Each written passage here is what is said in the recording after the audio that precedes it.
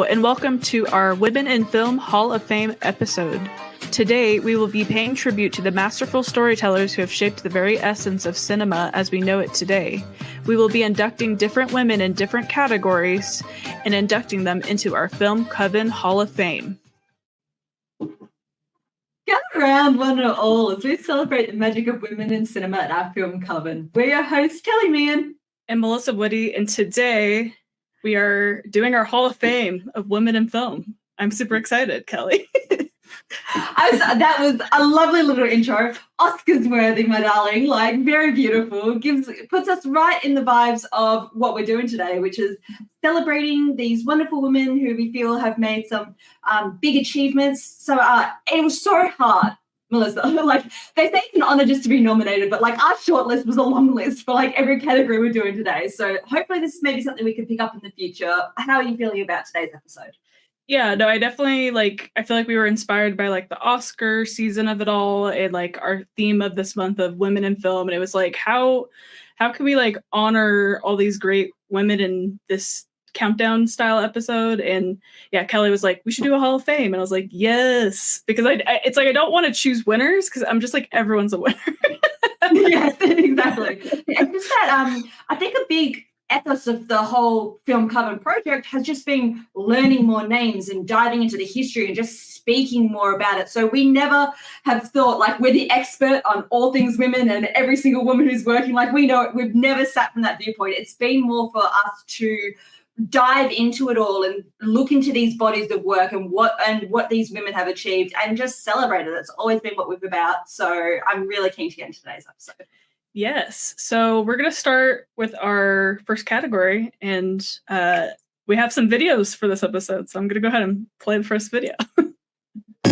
Category is Directors. Our inductees are Penny Marshall, Kathryn Bigelow, Sofia Coppola, Amy Heckerling, and Agnes Barda.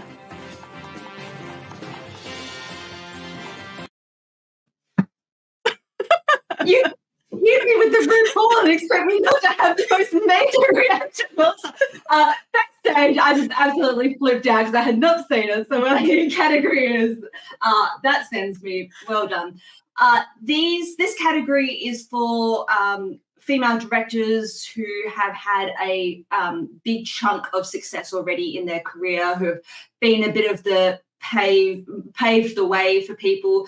Definitely some of maybe the bigger names that ones would tend to think of if you ask for a female director. I think you're going to get one of these ones come to your brain straight away. Melissa, tell us about Penny Marshall, please. Yeah, I mean, if you haven't checked out our recent episode of A League of Their Own, we definitely talk about her. But yeah, no, she's definitely a trailblazer in the sense of like being more of like that big blockbuster style like director. Like she made a name in that sense of like coming out with big, and then further with A League of Their Own. And yeah, and I know she had kind of like an acting background as well, and I think she also did some writing and producing as well. But yeah, no, I think she's just such a trailblazer in regards to directors, and yeah, and I think rest in peace. I think she did pass away. I think. Not sure. I think definitely what you're saying about big, like that was one of the biggest, no pun intended, successes that a female director had at the time. And even as we spoke in our League of Our Own episode, everyone's giving us some lovely waves this morning. Good morning, afternoon, evening.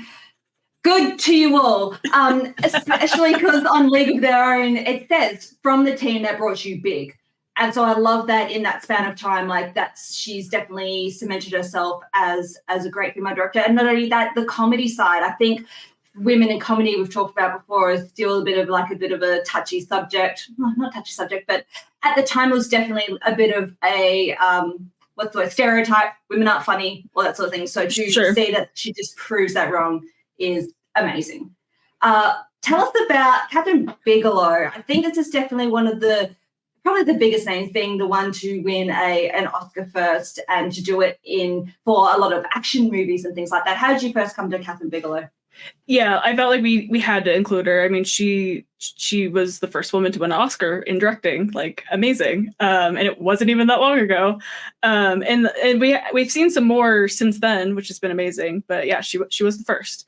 I think the first Catherine Bigelow movie that I saw was probably The Hurt Locker, which I believe that's the one she won, if I remember right. Yes. And also, probably my favorite of hers is Near Dark, the vampire movie. I don't know if you've seen it, but it's awesome. It's a great vampire movie. It's kind of like a Western, too. It's very kind of different than a typical vampire movie. And then also, of course, Point Break. I mean, it's amazing.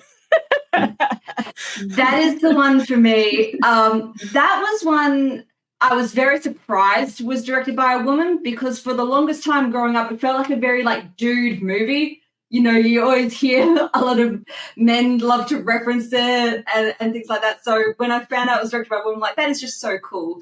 And so to see, as I sort of mentioned, she really is quite ballsy in the projects that she sort of takes on and goes for, and isn't afraid to be a female presence in that more male-dominated field, which I think is really cool. Am I off? Am I behind? You're fine. Clear? You're okay. good. No, on my screen, I'm like a bit blurry. So great. As long as you can hear and see me clear. We're killing it. Let's move on to Sofia Coppola. How did you first come to any Sofia Coppola movies? Yeah, I first saw The Virgin Suicides was the first movie I saw of hers, which I believe was her directorial debut, or it was like one of her earliest films. Yeah, very haunting, and like that is a movie that really stuck with me for a long time.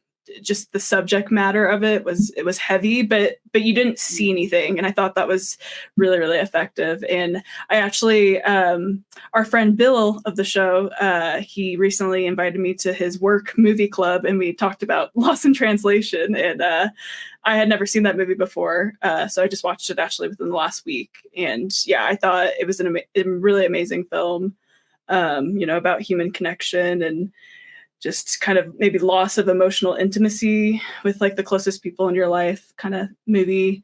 And I love Marie Antoinette. Like, that movie is awesome. And I feel like something I've noticed with her films specifically is like I actually see a lot of similarities with her and Celine Sciamma in the sense of like kind of minimalistic in a way, but like has these big universal themes that she's kind of going for. And her soundtracks slap. Absolutely. I think the first one I saw was Marie Antoinette. Loving Bring It On. So loving like Kirsten Dunst and like watching anything she was in very much in the early 2000s.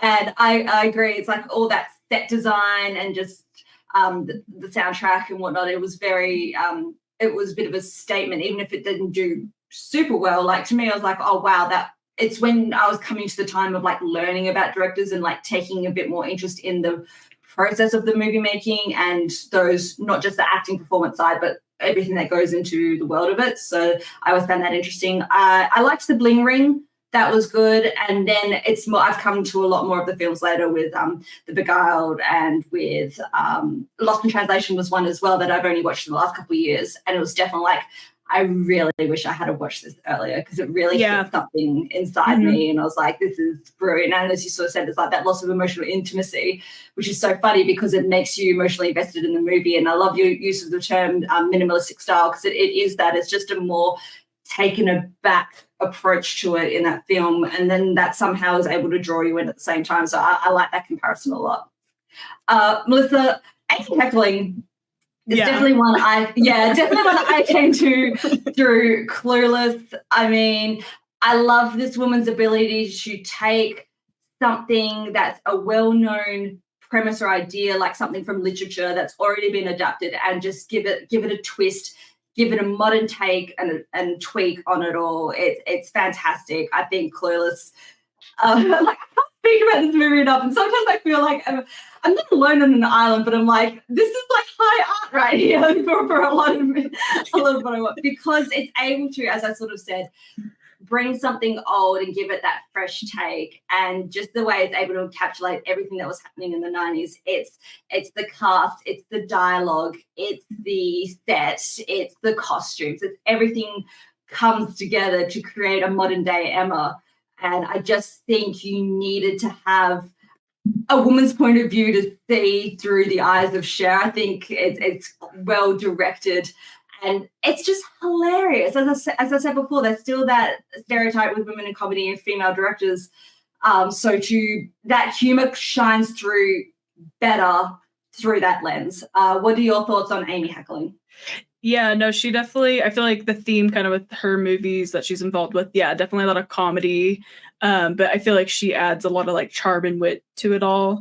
For me, the one that holds like a special place, I need to really rewatch Clueless, to be honest. Like that, it isn't one that necessarily was on repeat for me, but I did really remember liking it. And like, I definitely have seen it quite a few times, but I am due for a rewatch, especially I know how much you love it.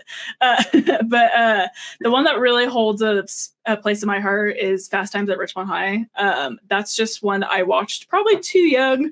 But it's really stuck with me through the years. And I've rewatched that one quite a few times. And I think that's one of the best like high school movies and also just like coming of age style movies for sure. Yeah, I love anyone from that 80s period, a John Hughes, a Cameron Crowe, that is able to capture that high school experience, but you got to put Amy Heckerling's name up there with that, all of just being able to capture an authentic high school, this is what it was like to go through sort of thing. And closing out our category, Melissa, tell us about Agnes Varda. Yeah, Agnes Varda, she's a woman that like I want to like dive into more, like again with the whole Film Coven project. Like she's just somebody who I very much gravitate towards. I haven't seen like all of her films by any means, but like the ones I have seen, like I just think are incredible. Cleo from 5 to 7, I just, that movie is so layered in regards to just like being a woman. Like I feel like that's very much the theme of that movie. And so it's something I really resonate with. And then I did watch, because like I my plan was to try to watch more of her movies before this episode, but that didn't happen. But I did watch one a while back called One Sings, the Other Doesn't. It's very feminist and political, but like I thought it was really, really well done, and I was really impressed by it because she definitely has like an activist like spirit about her, I feel, and I definitely see that in her movies. But I think it's really important, and yeah, she's definitely somebody I want to like get into more. Yeah, absolutely. The only one I've seen is Cleo from 5 to 7. And that stands out in my mind as one of the more unique films that I've seen, but I haven't done a big deep dive into the French films of the 50s, 60s. Like I haven't got that background yet, but even if it's just dipping my toe in the water, like what a great way to start, because as you sort of said, it's the way it's shot, just walking in this woman's shoes and just the way she's able to put it through is just fascinating. And the story of Cleo and the way she's able to mix the happy and the sad together, and the not monotony of daily life, but at the same time it sort of is, and make it something a bit special, I think is really, really different and unique. So I love this choice, and we've got to include some of our more international flavor, absolutely, because they were some of our trailblazers as well, for sure. Exactly. And so with this category, we were struggling so much that I'm like, okay, we're going to make 2 categories. So here's our next category coming in. Category is Directors Up and Coming. Our inductees are Lulu Wang,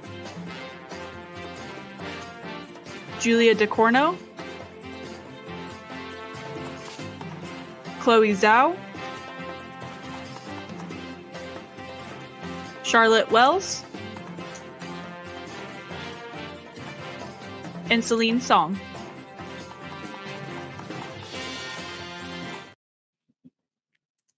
Okay, Melissa, tell us about this category. Yes. So and again, like something you had said in the Celine Sciamma episode that very much has like stuck with me because it's true. It's like I feel like a lot of this theme of this month has been kind of this new and upcoming voices in film from women. And yeah, I just felt like when we were making our list of directors, I'm just like, like I want to include them. You know, a lot of these women have maybe only made one movie or only a few movies, but I just felt like they really came out with something to say. So our first director that's up and coming to kind of look out for is Lulu Wang. Her film The Farewell, I don't know if you've seen it or not, but it's incredible. It really has a great balance of like comedy and like heartache and just really interesting family dynamics. And it is, you know, multicultural. So like it's a culture that I'm not like familiar with. So it was really interesting kind of how they dealt with some different situations. But like it really resonated with me, and I thought it was very beautiful and well done film. So she's just somebody I'm really excited to see more of her work. Have you seen The Farewell or anything? I haven't seen The Farewell.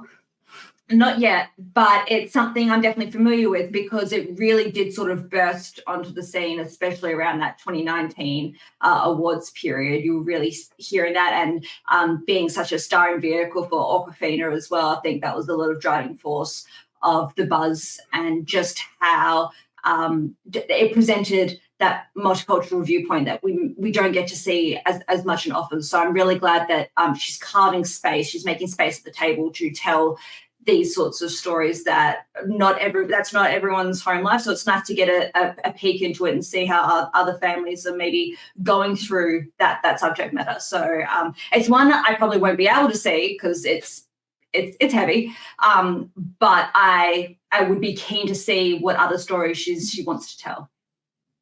Yes. So next up we have, I'm looking at this ticker. I'm like, who's up next? Okay, we got Chloe. Chloe's out.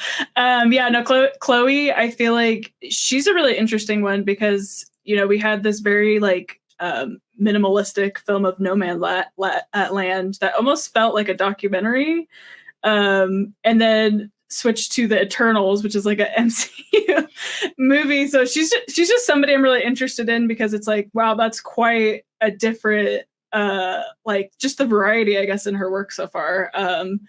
She's just somebody I'm very interested to see what she does next. Have you seen Nomadland or any of her films? I haven't seen Nomadland. That's one of my Oscar blind spots sort of thing of recent years. But I have seen The Eternals. And we really hated The Eternals. Like, that's a real mess of a movie. But I don't put that on the director. I put that on a lot of other extenuating circumstances. So I think she's walked away from that, hopefully, quite unscathed. I don't see a lot of like, she's the reason this movie failed and the studio blah, blah, blah. Like, it's just that they didn't know what to do with that property in general, in my opinion. And there was still some great direction within that, just a mess of a story. So I'm still keen to see moving forward. I mean, this is our second person to win a female to win a Best Director Oscar, and our first person of color to do so. So that's a name that I think is still carrying a lot of buzz, and interested to see what future projects, because I think there's been nothing since The Eternals. Is that right? Or is there anything in the mix? I don't think so. I don't know. Well, I hope that's hasn't been discouraging for her. And I reckon if she can maybe get back to the indie roots and find a story she wants to tap into, it's going to be amazing. I would agree. So yeah, hopefully she has more to come. But yeah, I just did a quick Google search. I didn't see anything up and coming, but yeah, hopefully she does. Yes. So Celine Song, she's just somebody that, I mean, literally her directorial debut gets nominated for Best Picture. That's amazing with Past Lives. And that movie just through and through. And I think I had talked about it actually during our last live. But yeah, that movie's very like minimalistic as well. I guess just minimalistic has been like a theme in my life right now with movies. But no, it's such a powerful movie, and it was so well done. And so she's just somebody I'm so excited to see what she does next, because like, what? Her first film gets nominated? That's great. This is another one I've just heard like not many people say a bad word about. Like anyone who speaks about this movie just talks about how well made it really was. So it's going to be interesting to see what the follow-up's going to be. Yeah, I mean, basically the movie's like, if you've had a relationship, you're gonna relate to it. So so there we go. And then yeah, Julia Ducournau, Abby brought her up as one of her picks during our women panel, and yeah, she's one of my favorite kind of working directors at the moment, and I'm so excited to like whatever she's doing next, because yeah, Raw and Titan were like knockouts out of the parks for me. Like I think they're masterpieces. So, and she's really kind of redefined, I feel like, the horror genre in a lot of ways, because both films, like, sure, they're horror, but like they're very much their own thing as well. Because yeah, there's a lot going on in both movies. I think I said it for the panel. Like, how cool is it that like a woman's sort of pushing this new wave of body horror, especially, and taking it from that viewpoint? I think that's amazing, because we think of usually names like a Cronenberg or things like that. And when I think body horror, I tend to think Dead Ringers a lot. And so like I could see her being inspired by that a lot, which is really cool to see. Like this is, yeah, I would say so. Oh, that movie gave me the icks for like days afterwards. Like, same. I was not okay after that. Same, loved it.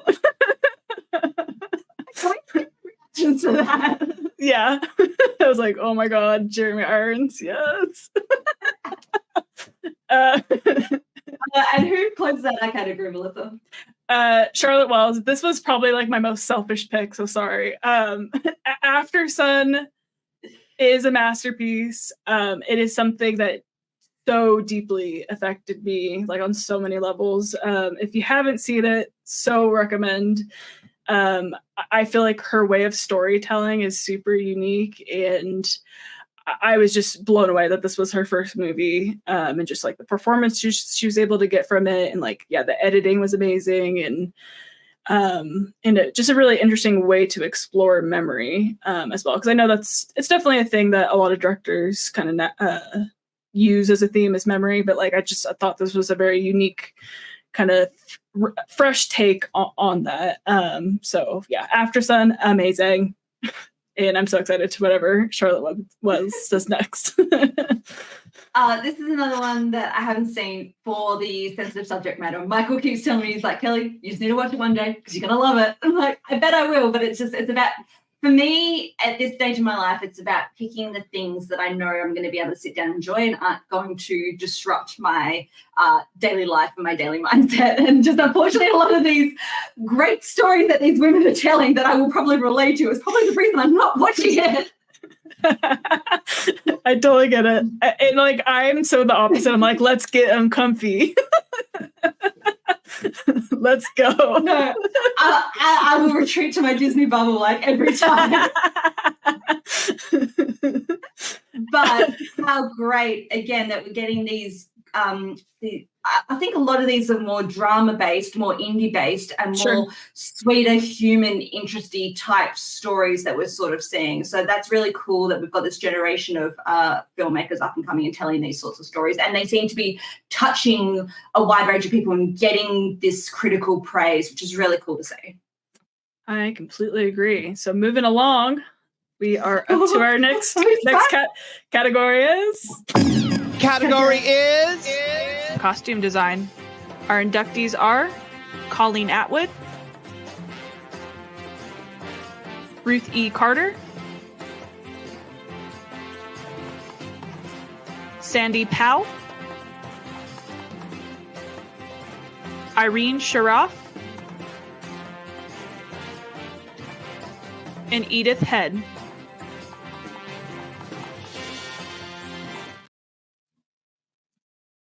So we've got comments as well. Great stuff for Ducournau. I know Alan's very into... he got a thing that said, I survived Raw when he left the cinema. So that was really cool. Honestly, facts. Melissa, there is no category that excites me tonight more than costume design. Yeah. That has just been one of the greatest joys of the project so far, is just developing and diving more into this love of costumes. Because sometimes it's always like, I've always been interested in it, like growing up, whenever we watch the Oscars, like costume designs and things like that, and loving fashiony sort of things, and just making it, we always say, it tells us what our characters are thinking, their mindset, where they are. It tells you so much about it just visually without needing anything else around it. So it's been really cool to keep diving into this history of costume design. Do you want to start with where we are at the ticker? Because I'm sorry. No, you're good. No, that works. Yeah, I mean, Edith Head. Okay. She's the queen bitch. She just is that. She's Edna Mode. She's the direct inspiration. Melissa, you brought her up on our International Women's Day panel last year. Tell us about Edith Head. Yeah, I mean, this woman is so decorated with like accolades of her work, and yeah, definitely I would say most like classic Hollywood movies from like the 40s to like the 60s maybe, or no, I mean she had a longer career than that, but like that's the biggest period of nominations and everything. Yeah, so like films from that time period, like if you look at the costume designer at the beginning of the credits, it probably Edith Head. Yeah, I mean she's done such amazing work, and she's the most decorated in regards to Oscar wins in this category. And yeah, no, it's exciting to see like more up and coming people, and just maybe other people maybe one day get to surpass her. But again, like you said, she's the queen. So it's going to be a hard record to beat, I think. We're part of this Hollywood costumes group on Facebook, and like every time like I see like a new Edith Head dress, I'm like, well, let's look at this. Like if you were a big blockbuster movie from the 40s to 60s, there is a very strong chance you would costume by Edith Head. We've talked about her in Sunset Boulevard. I know Sabrina for Audrey Hepburn, like the dress is Givenchy, but you need someone like Edith Head to have the eye to pick those things, to work with the designers, to be, when you see her swatches and her designs, and she even like writes on the back of it like what the fabric was, just the meticulous eye this woman had is insane. And I think it's something like 33 nominations, 8 wins or something like that at the Oscars. Yeah. If you scroll down that Wikipedia, she is nominated for something every single year. And she does get quite varied as well. There's some things I'm like, wow, I didn't think that would be. I was watching a movie the other day, and it's like Sweet Charity. It's like costumes by Edith Head. I'm like, seriously? Like, wasn't even like looking for it, and there it is. It's just great. But we do tend to see towards the end less wins, because as if we get into the 60s, we're getting less of these big overproduced studio films. So we see wins going to the more counterculture films that start coming out of the end of the 60s into the 70s. So, but she's still there, still a presence. And I mean, it's just the name. If you're getting into costume design, that's the name. And if you haven't seen this woman, you have most definitely seen this woman, because as I sort of said, she's the inspiration for Edna Mode, and you would have seen a picture of her. And yeah, just absolute standout for this category had to be. The next lady we've already done a full episode on. Melissa, tell us about Colleen Atwood. Yeah, Colleen Atwood. Yeah, check out our episode if you haven't. But yeah, no, she's I would say she's maybe, I don't know if she's second in line in regards to like the costume designers of it all, but I feel like she's a more recognizable name. Yeah. Yeah. And yeah, I think, I mean, we talked about it a lot in the episode, but I think my favorite is Chicago. In regards to her work. And I meant to say really quick with Edith Head, I think my favorite for her work is What a Way to Go. Like that movie's just like costumes on steroids. I think I'm going to go the Betty Davis brown dress from All About Eve. Okay, yeah. It's fire. But yeah, no, Colleen Atwood, yeah, she's has a lot of accolades for her as well. And yeah, I would say Chicago is probably my favorite. Maybe Sweeney Todd as a second. Ooh, I have not seen it, but I love the costumes from Alice in Wonderland 2010. Oh, Alice in Wonderland. I think from what I've seen, that's a lot of all visuals where it's like all sizzle, no steak. Like it looks great, but not a lot there. because the costumes that she picked for those movies are insane. I love Memoirs of Geisha. I think those are just beautiful costumes she picked for those ones. And of course, Chicago, like you talked about her eye for Art Deco. Oh, that Dumbo dress as well. That is stunning. We've done that episode. Yeah. That Eva Green Dumbo dress is stunning. It's very good. Just as for decadence, it's just great. She loves a big decadent gown and moment. She's the go-to for that for sure. Ruthie Carter is one of the more recent names on the list, and I just feel so passionate about what she's doing, especially with the Black Panther series.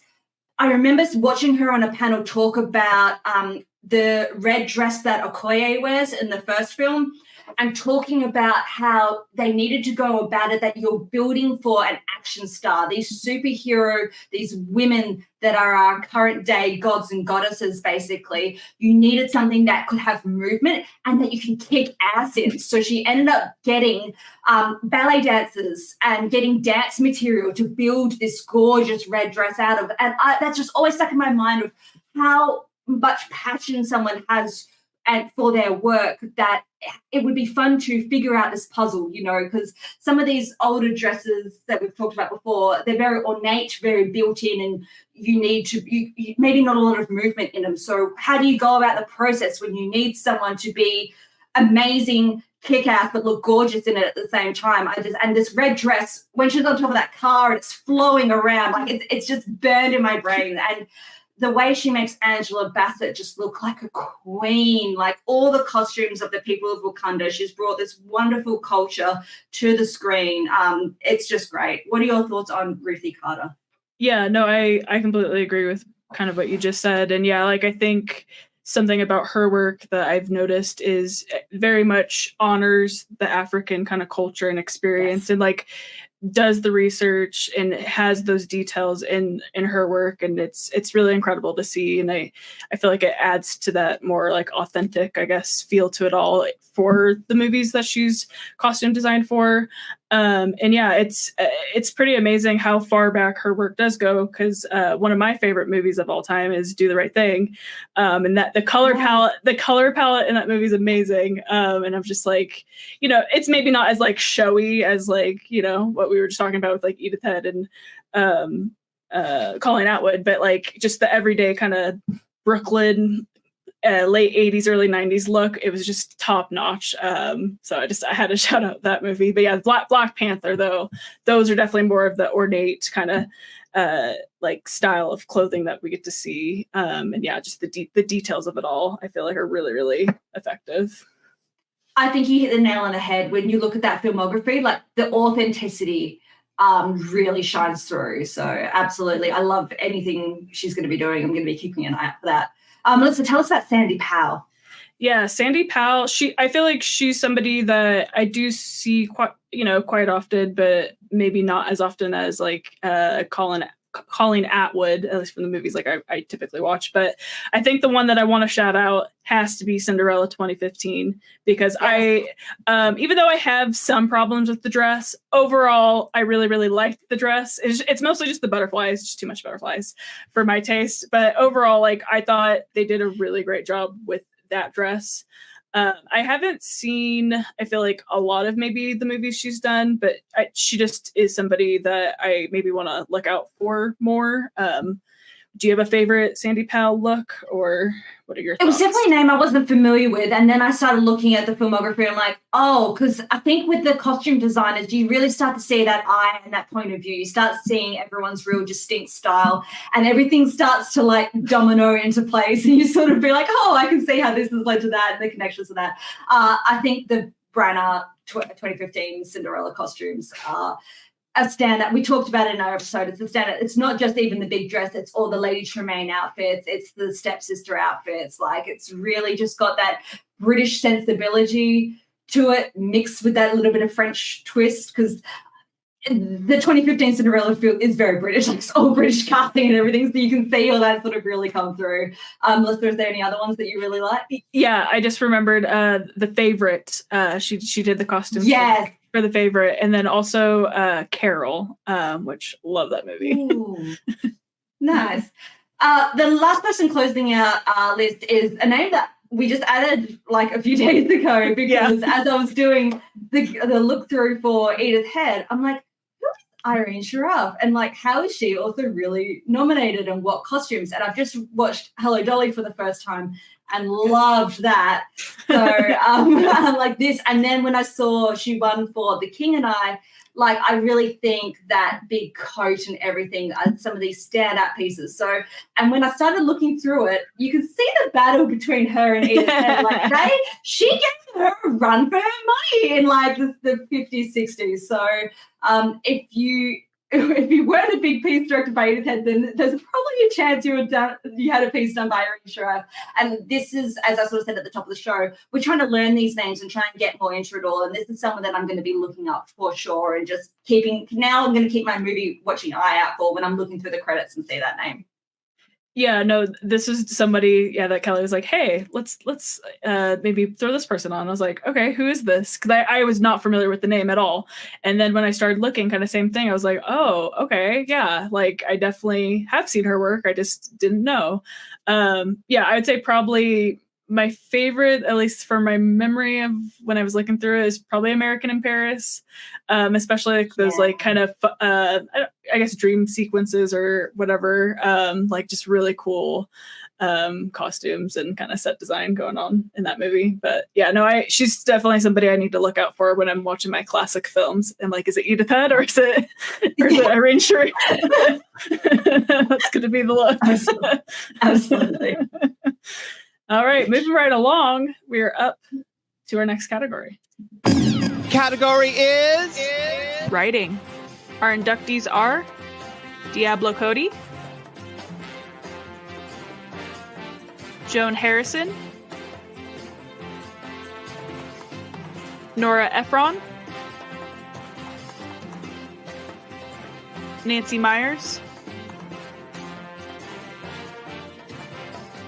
and Greta Gerwig. Okay, I totally said Greta Gerwig really weird on that recording, but I didn't have time to re-record it, so sorry. Do you want to start with it now? Tell us how you first came to Greta Gerwig. I think the first movie I saw of Greta Gerwig was probably Lady Bird, actually. Which, I think that's a good one to start out with. I think it's one of the best coming of age stories. And I think I'm not from Sacramento, but I am from California. So I did kind of love how specific it was with that and how much love she kind of gave to Sacramento. And also just, I went to Catholic school kind of growing up. So it just, I don't know, there's a lot of familiarity with that movie. So yeah, that was probably my first Greta Gerwig. And she's somebody who is an amazing director too, but we wanted to put her in the writing category because I think she is a really strong writer with her films. And I think most of the films she's directed, she's also written, which I have found that actually with a lot of the women that we've kind of been looking up, which has been really cool to see. I think I was the same, Lady Bird being the first one. I'm in the same boat. Anytime I see like teenage girls in a uniform, I'm like, yep, we've been there. That happens. I very much agree. I love that she directs these things, but the most important part that always sings true to me is the words. There is always moments in a Greta Gerwig script that just take me out and tend to live on with me. And that's what I find the most special about her work is that it doesn't just last for the 2 hours that I'm watching this movie. It's something that tends to strike into me that is like, wow, I either didn't know I needed to hear that, or wow, I haven't heard that phrase that way before, or wow, what a great way of putting thoughts into the world. So I love her emotional, vulnerable, yet not ever melodramatic way of making her characters speak. I think it's really spot on, an important female voice. Melissa? No, I completely agree. I think you kind of just, I feel like hit the nail on the head with like, I feel like a lot of the words of her movies like stay with me, like women. And then obviously the Barbie speech, like that. Yeah. I mean, that literally got America for that Oscar nomination, like because of her performance through those words. And yeah, without those words, she wouldn't be able to do that. But yeah, no, like I completely agree. Sorry, it was like an epiphany. I was like, that is exactly correct. That's exactly how I feel. That's what happened with us a lot. It's like, yeah, that's what I'm thinking. Joan Harrison, am I correct in this is the Hitchcock? Yes. Script? Yes. So I came across this story end of last year because I really am trying to find more female screenwriters because I'm like, who is putting these words to these characters? I came across the story of Joan Harrison, who tended to work on or ghostwrite or just be around all these major Hitchcock scripts, and they tend to be a lot of the ones that I really love. And I've just always, it seems to be the sort of name that doesn't get brought up a lot. Like I brought this episode to Melissa, I'm like, I want to do this, but I can't do a full episode because there's nothing there. But again, with the thesis of the project and sort of what we're talking about today, I'm like, you need to talk about someone who came from the 50s, 60s when we didn't see a lot of female scriptwriters and was there and having voice, and we don't know that name, and why is that? So this is one I need to do more research into, but I find fascinating. Melissa, what are your thoughts on Joan Harrison?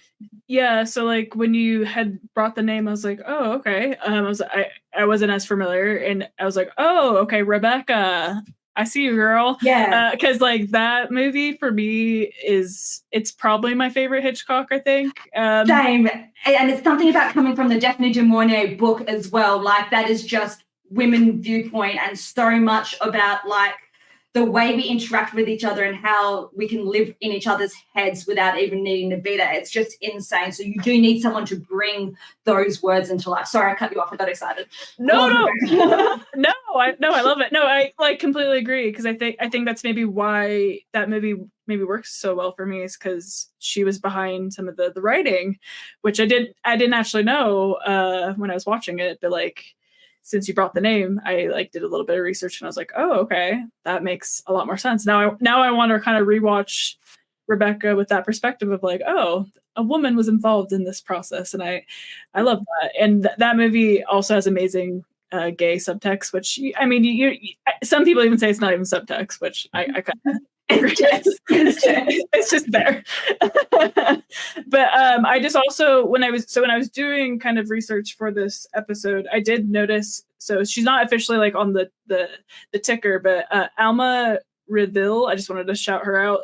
So she was married to Hitchcock, and she also was kind of really involved with a lot of his work, which I thought was kind of interesting. I had no idea. I was like, oh, okay, learn something new. Yeah, when I watched the Anthony Hopkins Hitchcock movie, I was like, oh, that's cool that we, like, again, you don't know the people behind the man, that sort of thing. Yeah, exactly. Yeah, and so hard transition, Diablo Cody. So she's definitely more of a contemporary voice in regards to script writing. And I feel like at this point, I've watched, I think, more of her TV work than movie work, but I still thought she was important to put on here because I really like her style of humor, and she tends to pick projects that are a little bit macabre, and like she kind of likes like diving into these darker themes and topics. Probably my favorite in regards to movies is Jennifer's Body. That movie is so funny, and I think it's fantastic. And the early 2000s of it all. Oh, Kelly, if you haven't seen it yet, like you're gonna love that part. Saving for Halloween. Yes, we'll do it for Halloween this year, I think. Yeah, I think so. But no, she's just somebody that like if I see her name involved in a project, like I get excited, and I'm curious to know what she's gonna doing next. What about you? Thoughts about Cody? Definitely working in the cinemas in 0708, so seeing Juno. And again, being such like a indie voice, and as you sort of said, diving into these uncomfortable-ish topics, which I find really interesting. I watched the first couple seasons of United States of Tara when that was airing and really enjoyed that. So I liked that viewpoint, and just the way she's doing things a little bit offbeat but makes it work is really cool. So I think that's still a name that carries a bit of clout. Was that Lisa Frankenstein this year? Yes. She wrote it. Yes. So I haven't seen that one. I'm things, but I think you still it's almost like Shyamalan. Like, it doesn't matter if one thing bombs. Like, I'm still be interested in what like the next thing is, because you've just built up like a bit of goodwill and you're just so much going to the beat of your own drum that it's still interesting. Yeah, no, I did see it. I mostly liked it. I think the movie Death really needed to be rated R to really like hit it out of the park. I think with the PG-13 rating, it kind of, I just felt like it was holding back, and I didn't like that. Understand. One of the staples of when you talk, even just great script writers, we have to talk Nora Ephron.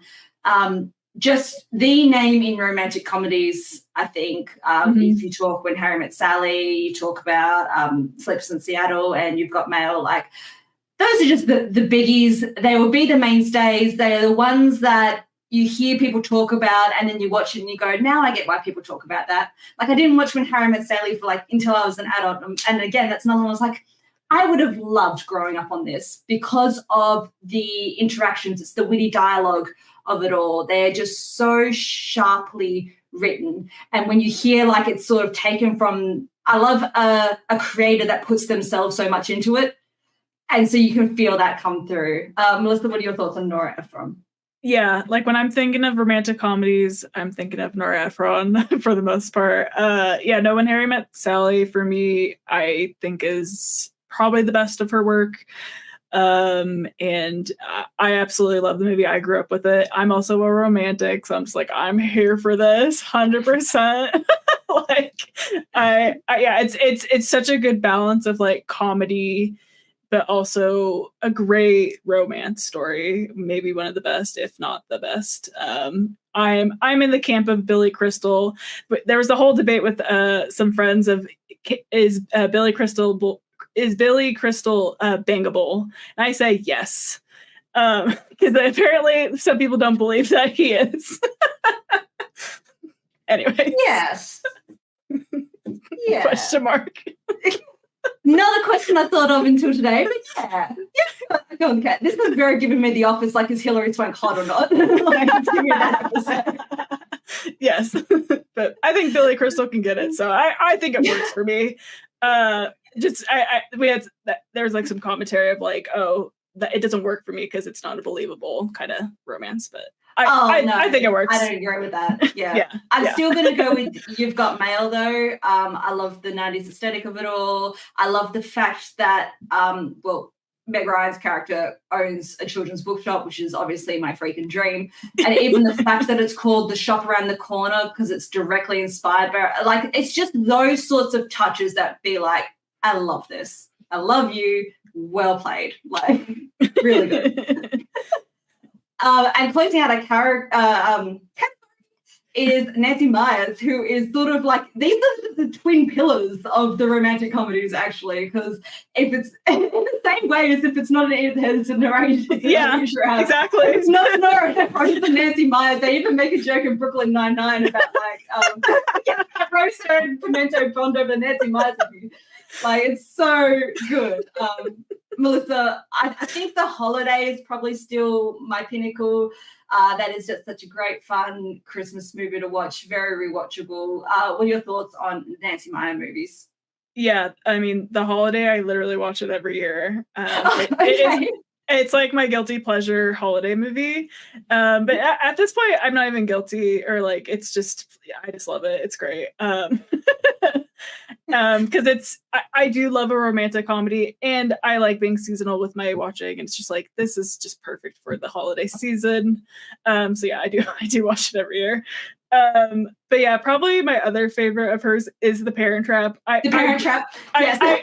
I grew up on that so much. Like, I haven't seen it in a long time, but I think it's one of those movies, if I watch, like, I think I know every line, or like I kind of know every beat of the movie. I reckon my cousin and I can do that handshake, like, without having watched it for 10 years and still pull that off. Exactly.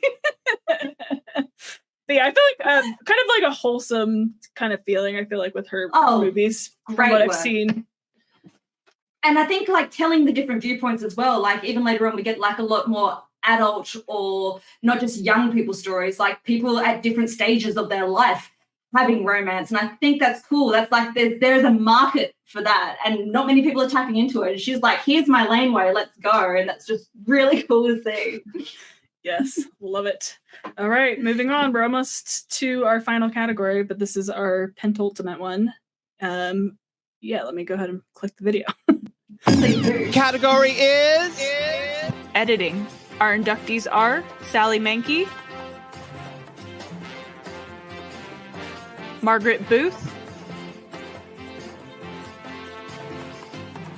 Joy McMillan, Thelma Schoonmaker, and Jennifer Lame.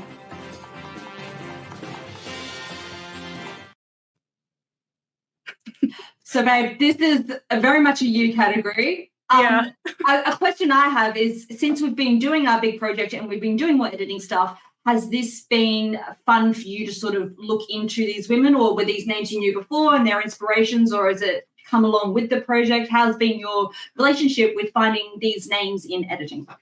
Yeah, so I feel like editing is something I've always enjoyed doing. I obviously do it for the show now, which I greatly enjoy doing, and I probably just, I don't know, have maybe too much fun with it sometimes, where I'm like, okay, I need to just like calm down with some of my ideas. But it's something I've always like enjoyed doing, and I appreciate it when I'm watching a movie. I don't think it's something I really took the time to like learn names like just across the board regardless of gender. Like it's just not something I actually like looked into. But yeah, no, since kind of starting Film Coven, it's like, okay, I obviously love doing editing, I love filmmaking, I should probably learn these names type of thing. So yeah, these are definitely names I've learned kind of through this project. So our first one with Thelma Schoonmaker, hopefully I'm saying that right. So I feel like a lot of editors, it's kind of the man or like they're women behind the men kind of thing. So Thelma has done like a lot of Martin Scorsese movies, which is really cool. That like they have this like long working relationship. I just never even thought a woman was editing his movies, because I do find his movies very, very masculine. At the end of the day, editing is more just putting it all together. So I guess it doesn't have maybe as much of a gender angle to it, I guess, but maybe, I don't know. But no, it's just amazing how long she's had a career too. It's been, decades and decades of time. Any thoughts about Thelma? This is one of the names I knew of before, because I feel like I've heard stories, like listening to podcasts or watching shows or things like that. I think this is a name that definitely pops up because, as you sort of said, the storied career and the projects that she's worked on are so big. I might be paraphrasing, I might be completely wrong, but I feel like I've heard the story how she would just like, they would do all the shooting and then she would just take it home and just put it all together. And then like, here's your product, there it is, sort of thing. I think that's just so cool. Like, it gives... Editing is like putting a puzzle together. It's almost like crafting. It's like sewing a huge quilt in a way, and it's just taking all the pieces and making the bigger picture. So it's such a skill to have, and I think Thelma's one of those people in the business that is quite revered as well. Yeah, no, exactly. And I love that you were saying about the quilt, sewing a quilt, because that's actually... That's how I picture it. Yeah, and especially kind of going to our next person, Margaret Booth, she literally was like cutting, film and sewing it together. And oh, wow. so with it being like the film industry in general being a very male-dominated industry, editors what are like cutters, I guess, and like doing the actual like cutting of the film actually was a very female kind of style job, because people equated it to sewing, which I thought was interesting. But no, Margaret Booth is kind of considered to be like one of the first editors, and I believe she got a like honorary Oscar for her decades of work, because again, I think she was and she like moved her way up in her career. eventually becoming an editor. But yeah, I think she was like an editor for like 50 plus years. I know I think she was involved with like Mutiny on the Bounty, like a lot of like classic wow films. That's a long career, and that's throwing it back. Because just this burgeoning movie industry, like how do you go about doing it all? Like you've got to figure out what you're doing and how to do the editing, as you sort of said. Like if you've ever touched film or worked with film, like that shit's delicate, and I can't even imagine like the older strips that you used to be worked with and how the chemicals and flammable and Syrian Paradiso, that scene like freaks me out every time. Just how combustible like some of this stuff was. So to cut it and like if you messed it up, you messed it up. Like that's such a big responsibility. So I love that she's probably got this delicate touch that is woven into all these films. That's so cool to see. Yeah. And then kind of fast forward to very recent, Jennifer Lame, she literally just won an Oscar for best film editing for Oppenheimer, which I think was very well deserved. I think that movie is very well edited. And something that she's kind of, I watched an interview a few weeks ago with her, and she was kind of saying that she likes working with filmmakers who write their own material. And it seems like she's very kind of involved with kind of talking with the directors that she's working with. And I don't know, she's just somebody I kind of want to like look out for and learn more about. She's very interesting, and yeah, congrats on your most recent Oscar. It's awesome. I didn't pay as much attention to the Oscars this year. So I was like, what's this name? And then when I've had a look, I'm like, oh, Oppenheimer. Makes sense. And then I saw her Time interview, and I like what you're saying, is she likes working with people and being involved in the process, because it seems like she's just a real movie. Like she gives me Tarantino-ish vibes of like just being so into movies in general, because she talked about like on the thrill of the 90s video stores, like your parents drop you off at the video store, you have 10 minutes to pick it and then you're leaving and they don't care. Like that's it. If you don't pick something, you don't watch a movie that night. So I just found it thrilling. I didn't really have friends that were like movie nerds as much as I was. So it was kind of like this nerdy little place I could go and feel like I have fake movie friends. And I feel like that really speaks to a lot of us. Yes. Having fake movie friends and finding, going to the video store and just experimenting, and then these movies living with you for the rest of your life. So I can see that in a lot of the projects she's done. I can see that movie nerd viewpoint. Yes. So we love a movie nerd. And then, Joy McMillan, she did the film editing for Moonlight, the classic La La Land Moonlight Oscars.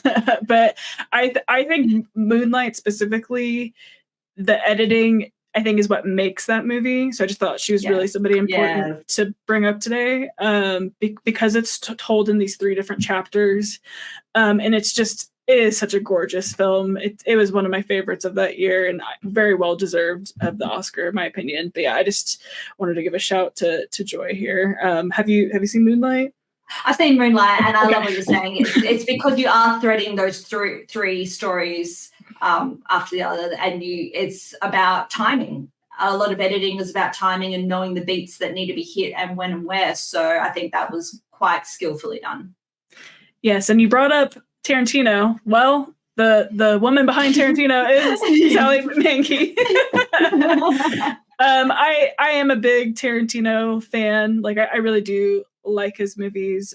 I'm into his kind of style and kind of bold vision with a lot of his movies, and I do think the editing is very important with his movies, because he tends to just go all over the place in regards to his storytelling, but it still really works. So and they've also had a pretty long-standing relationship through his work. Thoughts about Tarantino / Sally? Yeah, I think it's cool when you have these auteurish directors that really have a distinct viewpoint. It makes sense that you have a long-standing working relationship with an editor, because you're symbiotic at that point. Your director knows what your overall project's going to work with, and your editor knows the vision that the director's trying to make and brings it through and puts the bow on the end of it all, so to speak. So I like seeing long-term partnerships. I think that shows a great level of respect. Yeah, okay. And I have one last thing to say. So she's not on our list, but I just wanted to like give her a shout out because it was something I kind of learned through this episode that I thought was cool. So I'm just gonna bring her up anyways. Marsha Lucas, which is I believe they're ex-husband and wife now to George Lucas, but she edited all 3 of the original Star Wars movies, which I thought was really fucking cool. I had no idea that. No, I never knew that. Like I was just like, love that. So I just wanted to give her a shout out. All right, moving along to our last category, and apologies, I could not really think of a like cooler category, but it is what it is. Also, I'm pretty sure I say the first person's name wrong. Here we go. Category is Miscellaneous. Our inductees are Alice Guy Blanche, Zoe Bell, Mary Blair, V. Neal, and Maya Deren.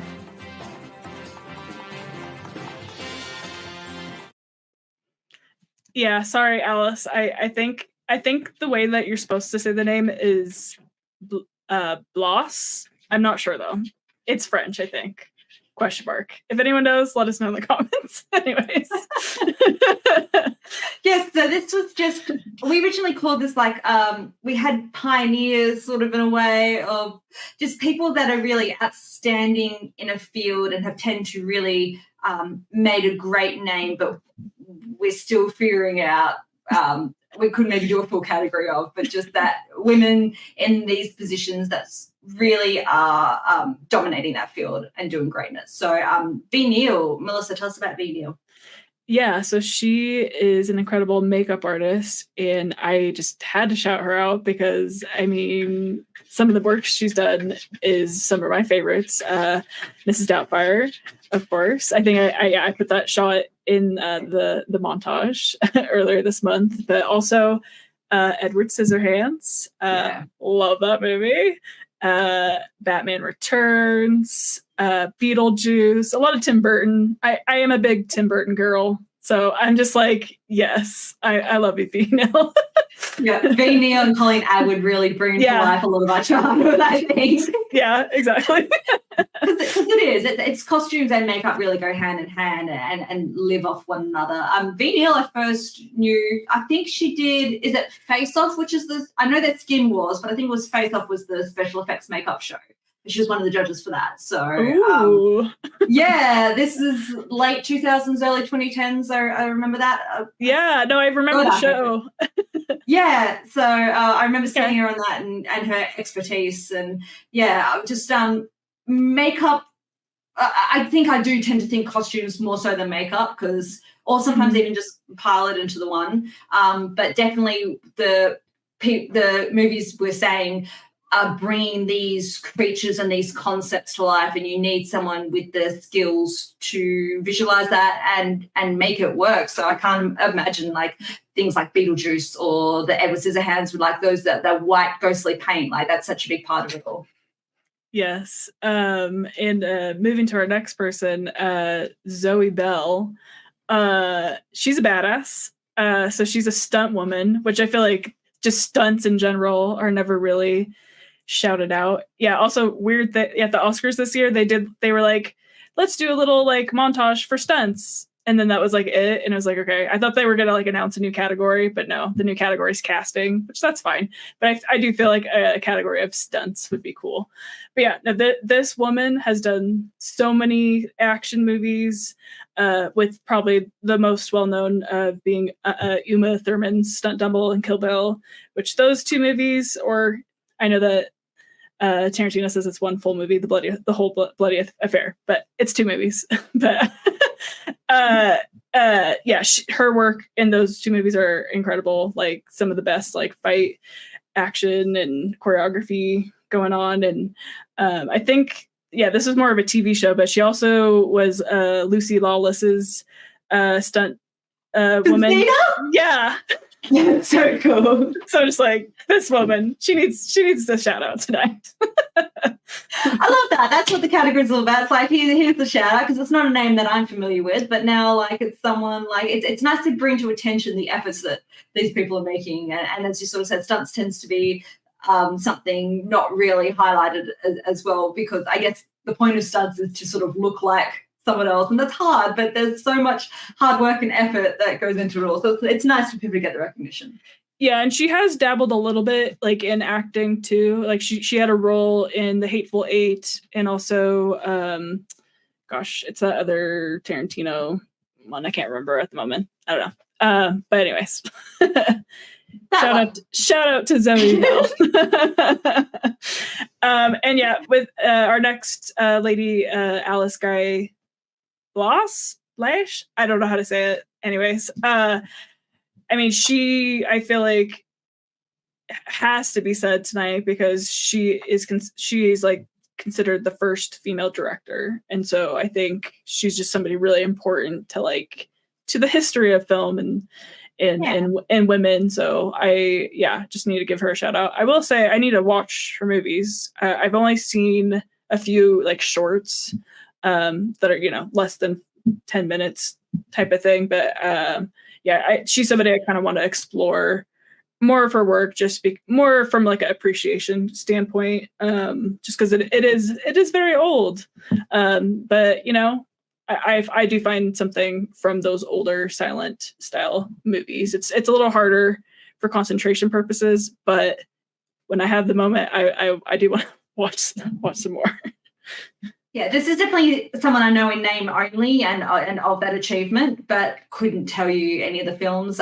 My pre-40s is definitely a little off. Like anything in that real sepia tones and of the silent era, I can definitely be quite hit or miss on. So, but you're still interested in knowing that sort of side of film history, and as we sort of said, as we're doing the project more, and as we just have been enjoying our trivia and whatnot, like these are the things to be looking out for and to be trying to source out and experience, because it is really interesting, and we're coming up not too far away on like 100 years marks of some of these things, so it's really such a technical marvel to see how far we've come and what's happened and what was capable back then. So I'm interested from that historical lens as well.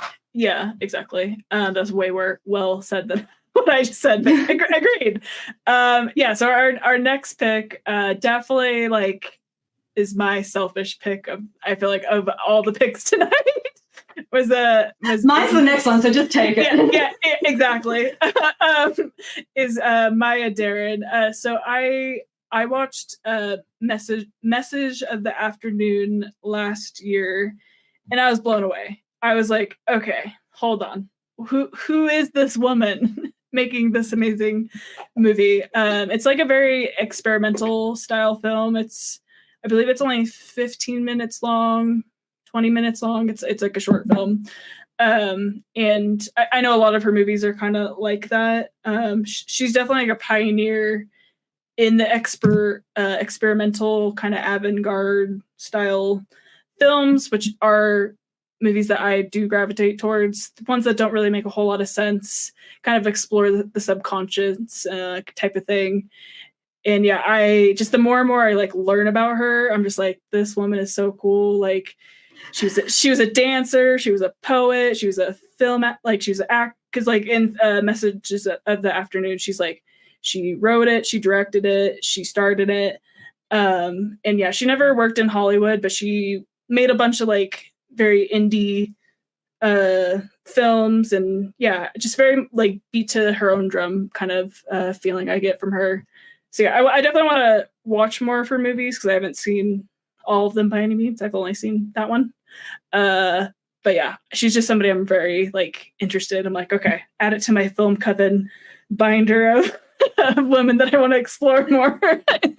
So I know nothing about Maya Deren, but picking up of what you're sort of saying, it sounds like someone with very an artistic spirit that is chasing that through their own direction, and that's always really cool to see. So props to you, Melissa, for engaging with that and giving a shout out today. I think that's pretty cool, babe. Thank you. You're welcome. You tell us about the next one. Okay. Please do.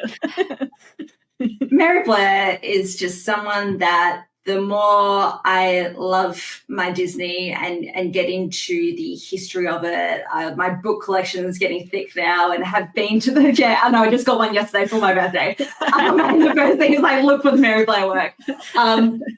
Now, having been able to experience the parks, because for the longest time I'm like, I'm not getting into the park stuff because it's teething to live on the other side of the world and not have access to it, and so I wanted to go in as blind as possible, but finally being able to go to the parks. Now I'm diving into more the Imagineering side of things and the design of it all.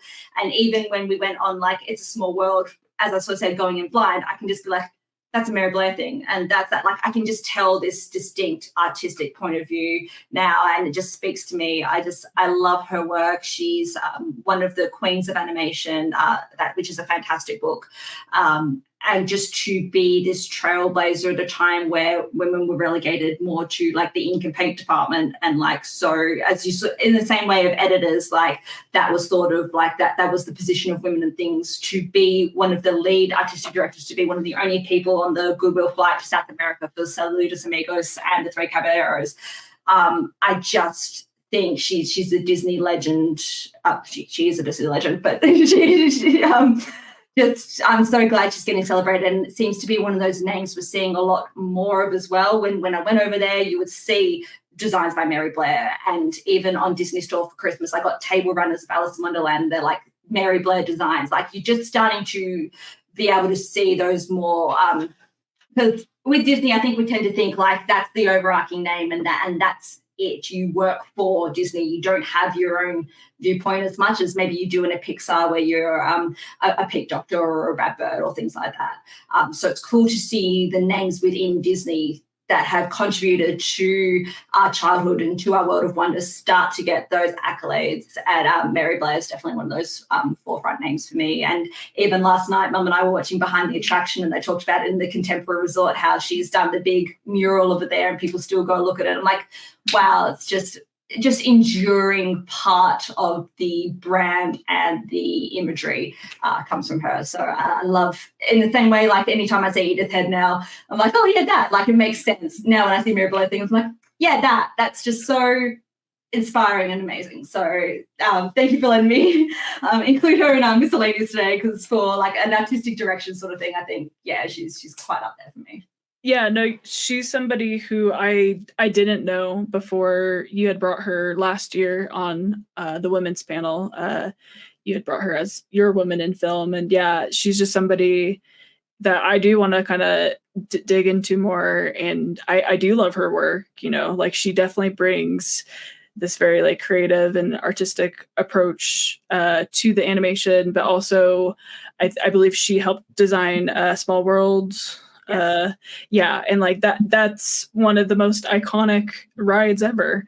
And so yeah, just I guess her design, like actual like physical design talent, not just like I guess animating or from that perspective, but like actual like set design too. So yeah, she seems like a woman of many talents, and yeah, definitely part of my childhood, and I didn't even know it. Well, that's going to wrap up our first Hall of Fame. Hopefully we might be able to do another Hall of Fame next year, because as we sort of said, like, this was really hard to whittle down to just 5 key names, but just some names that have touched us. There's so many more out there, and we still have the show to do, Melissa. So I'm sure if we didn't speak about someone today, they're probably going to come up in a future episode as well.